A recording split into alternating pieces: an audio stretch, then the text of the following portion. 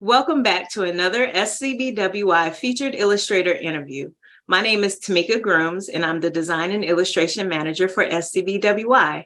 Every month, we select an illustrator member to spotlight on the SCBWI website and social media pages to highlight the work that they're doing in the children's illustration market. This month's featured illustrator is Sheli Petersen. Sheli, thank you so much for joining us today. I'm so happy to have you here on the call. Oh, thank you so much. I'm just thrilled to be here. Absolutely. So let's talk about your art. We have a wonderful new piece of art that we're featuring on our page. And I want you to tell us a little bit about that piece first, and then share with us something about your journey into illustration. Yeah, so I'm really overjoyed to be sharing the illustration that was chosen for featured illustrator this month in July. And it has a really interesting backstory. So it was actually commissioned by the SCBWI Marvelous Midwest conference, which was coming up in April of 2024. They asked me to do the promotional illustration and graphic for that event. So when they reached out to me, their request was to offer 3 concept sketches, which would then be reviewed by the committee as well as at SCBWI HQ. So these were my 3 sketches that I submitted. And by the way, if you notice the title on the graphic, Work in Progress, that is the theme of the conference. So everything that I came up with just shows that creative process. So this that you're seeing right here, this is sketch number 1. It's the chicken and hen, mother and daughter team working together to make a hat.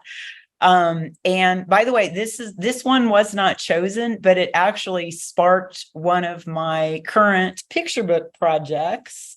Let's see if I can, this is a little maquette that I've made for it, Chapeau Chicks. So it's about that, the chicken and hen that, make hats together and they run a millinery shop. So this was sketch number 2, and this is just like kids working in a community garden, having fun together, again, showing process. This one wasn't chosen either, but it was on my my online portfolio for a while in the black and white section. So this is the one, the preliminary sketch that was chosen, and you all probably can see why, because everything about it is SCBWI. The kids working together. They're painting the library bus. It's celebrating reading, all that great stuff. And I think it's important to point out that this collaboration with the Marvelous Midwest Committee and SCBWI HQ. It's a really great example of what it's like, in my view, to work with the best kind of client, because they really appreciated the style and insights that I had to bring to the table, but also in their feedback and their observations. They were very, very helpful, and they just helped me take the work up to the next level. So, for example, one of the comments was, do you see this little boy right here in the back? So what they asked me to do is why not show a little bit more diversity? See how in the previous one he has the ball cap, right? And then here he's wearing the kippah. But also they said, give him a friend, so to speak. So I drew the other little kid next to him. And so in doing that, it just took the whole piece up to the next level. It's really more clearly conveying that sense of community and inclusivity, which are core values of SCBWI. So this was the final approved sketch that you're seeing. And then, of course, I did the hand lettering to mimic. So it looks like it was painted, with a brush. And here's the final color piece. that's being used as the promotional graphic, and it's also on my website and the featured illustrators banner. And then lastly, I think it's a great time to put in a plug for this really awesome upcoming event, the Marvelous Midwest Committee. We're running it from April 12th through the 14th, 2024, and I hope to see you there. Oh, I love it. I love it. I love this piece. I'm really appreciating that you're sharing what's coming up with the programming in SCBWI. And thank you so much for telling us about all the steps that you actually have to take to get to a final piece. Usually that first idea is not the one that is going to be the final one. It might be a good jumping off point for something else, because I love all of those for different reasons, but I totally agree with, why they selected that one and then your further development of it as well. So kudos to you. And I just love the piece, and I'm happy that we get to feature it as well. Awesome. Yeah. So, I know I asked you about your journey, but before we get to that, I really, really want to learn more about your process. So if you can tell us about your process of developing your art, and don't give too much away, because I know that you just recently gave a presentation with your region. I was able to peep in just a little bit and I learned so much. But I think what you share about your process is on your website as well. But what you have to share is something that can be used not just in your region, but in other regions, if they're interested in, reaching out to you to present as well. So tell us a little bit about your process and whatever you want to share. Awesome. Sure thing. I'll go ahead and screen share again.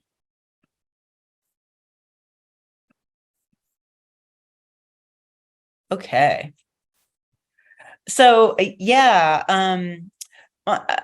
my work incorporates research and the accuracy of scientific illustration, but I also combine that with my love of world building, of character design, of lively interaction, and I just interweave all that together for young readers to make just the complexities of our world, just more fun and relatable and accessible. So first, either I craft an original text, or I collaborate on it, or I am given a text to illustrate. And I just get immersed and totally fascinated in the subject. So that's where the research comes in. So I, look at online sources, books, and then I also draw from life as well and take photographic references. So that's what you're seeing right here. These are photo references of chickens and a chicken coop. And then actually this right here, the chicken coop is drawing from life. So these are actually studies from another one of my latest picture book projects, Arnie and Zippy. And this is based on actual events. It's about a little boy who devises a science experiment to prove that chickens can see a range of colors, but also they can be trained to pick one color over another. So these are my gesture drawings. Again, I was just out there in the yard with all the chickens, just drawing from life, just capturing their overall presence and movement. And then once I collect all that raw data, if you will, that research, then I'm ready to begin designing the characters and really get to know them. So I just try different proportions, expressions, gestures, believable poses. And again, this is a mix from, photographic reference and book reference and just direct observation from life. And then I'm ready to develop the characters further by showing interaction. And that these are the as exemplified in these studies that you're seeing right here. So, by the way, even though these are fun and fictional images, they are based on actual chicken behavior. So, for example, if you ever see a chicken stretch, this is actually what they really do. They get up on their tippy toes and they flap their wings, And then there we go. What kid hasn't pretended that they can fly or they have wings? It's like it's something that's like very, very relatable.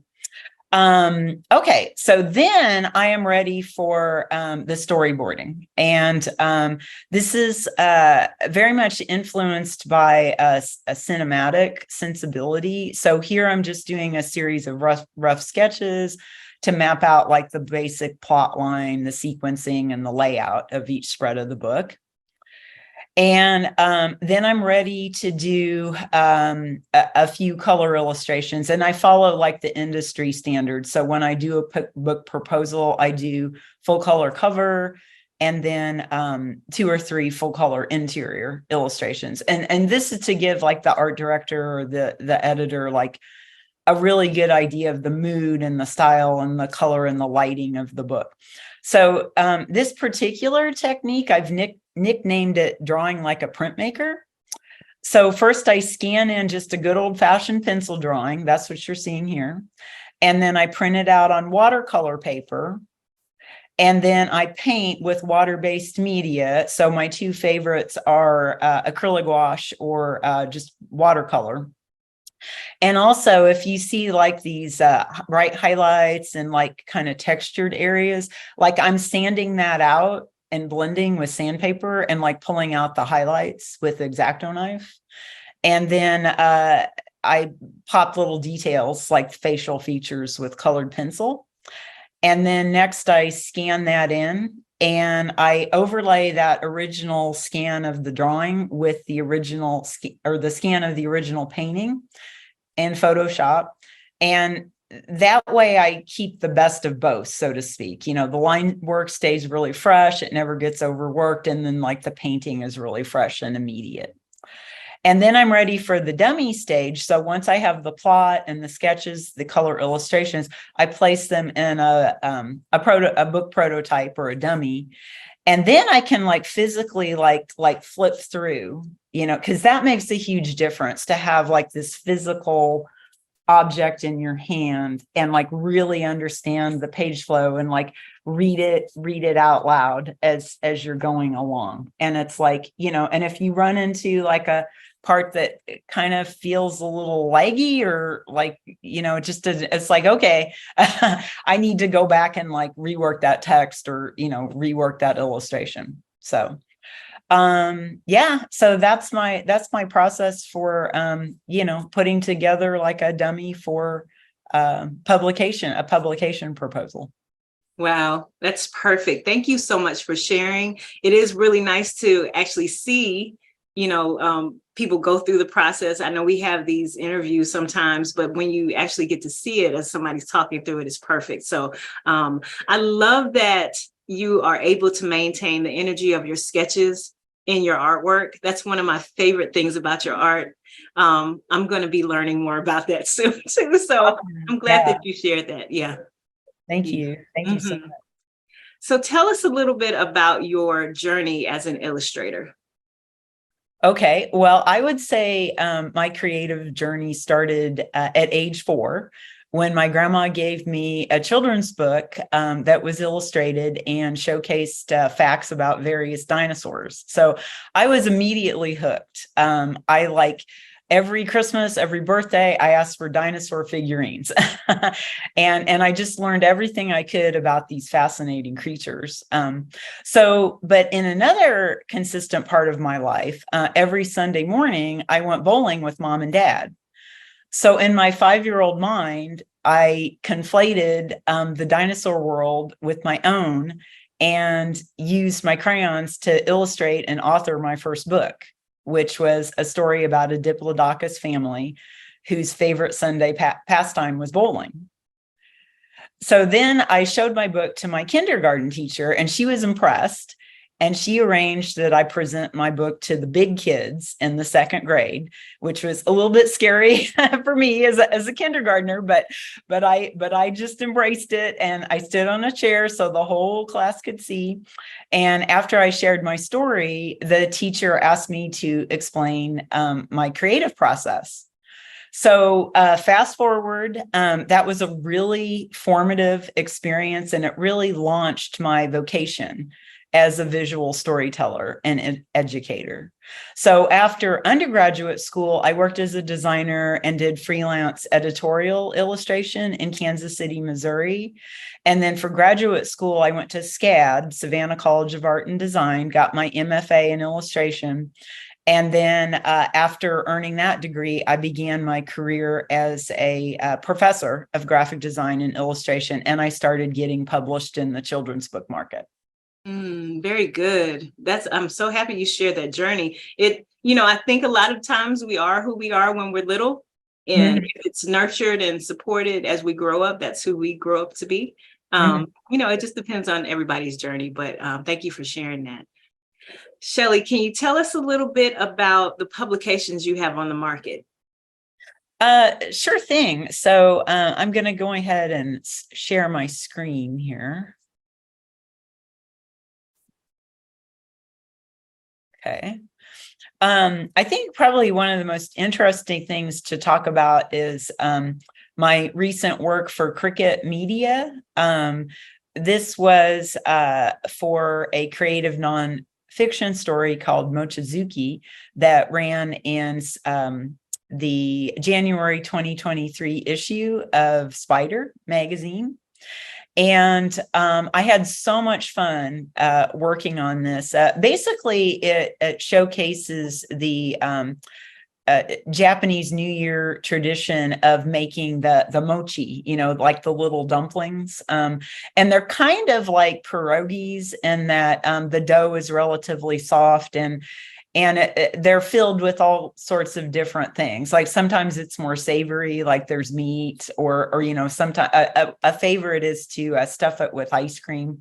I love that. That's one of my favorite desserts. So in my research, I learned all about the process of making mochi. And so, by the way, the protagonist, this is Annie. She's about 8 years old. And she is really into this. The whole family came over to Grandma and Grandpa's house. Now her little brother Petey, who is like a kindergartner, about 5 years old, he's just like, why are we doing this? He doesn't have that wonderful memory of that family celebration and all the fun. So he's just kind of sleepy and a little bit cranky, and Annie's just enthralled. But what you're seeing here is it's a really intense process. So you have to soak the rice in vats for like 2 or 3 days. And then what comes next is they take the soaked rice and they put it in basically it's kind of like a giant mortar and pestle. And they pound the dough with hammers, like what you're seeing here. So this is everybody out, like on the back porch. You can see the extended family. And of course, Grandpa's got to do the video to post on Facebook, right? So it's just, and that's one of the things that the art director prompted me to do is like make sure that you get that blend of the traditional and the contemporary. Because that's like real life, right? And that's one of the things that I really enjoyed. So this is the part where Annie and Petey are getting to roll the dough. And by the way, you have to use cornstarch because otherwise that real soft dough will just stick to your fingers. But at the same time, it's a lot of fun. You can see that it's okay to be messy in this case, like the cornstarch is everywhere. And so this is the part, of course, they've made the mochi and it's all prepared. But this is like a beautiful, quiet moment where Annie and her little brother are observing their older cousin, Katie, honoring the ancestors at the ancestral shrine. And she's giving, the ancestors one of the mochi dumplings. So yeah, a lot of fun. I love working with the Cricket Media art director and their staff, and they're just that's just been a really wonderful collaboration. I've got more Cricket Media illustrations coming out in September 2023 in Baby Bug, so just keep your eyes open for that. I was also excited for that opportunity as well. Tell us a little bit about why you joined SCBWI. Okay, why I joined SCBWI. I would say because of its incredible network of fellow creatives, just authors, illustrators, editors, art directors, agents, librarians, teachers. And I've been a dedicated SCBWI service leader since 2018, and also an active member many years before that. And what I love best about our organization is how inclusive and supportive it is for kidlit creatives at every stage, from emerging to well established, and that's pretty rare for an organization. I really treasure that. So in my SCBWI service leadership, I collaboratively plan and run professional opportunities for our members, such as portfolio review webinars and illustrators and intensives with top industry agents and art directors. I've also on several occasions been invited to give like demos or presentations for some of the regional chapters, Nebraska, New England, as well as Southwest Texas. So always a lot of fun, and always such a joy to share with my fellow creatives. So. Yes. So you have a wealth of knowledge to share. I hope that people will reach out to you to learn more about your work. And can you tell us anything else you'd like to share, and how people can also follow you online? Okay, yeah. So my website address is spetersenillustration.com. So that's all one word, and it's spelled SPETERSEN, and then illustration.com. And then I do have an Instagram handle, and that's simply Sheli Petersen, all one word. So that's spelled SHELIPETERSEN. Perfect. So thank you so much for everything that you shared. We're happy to learn more about you, and we'll be following your work online. Thank you so much for being here with us today. Thank you so much. This has been such an honor and just a real joy. Thank you.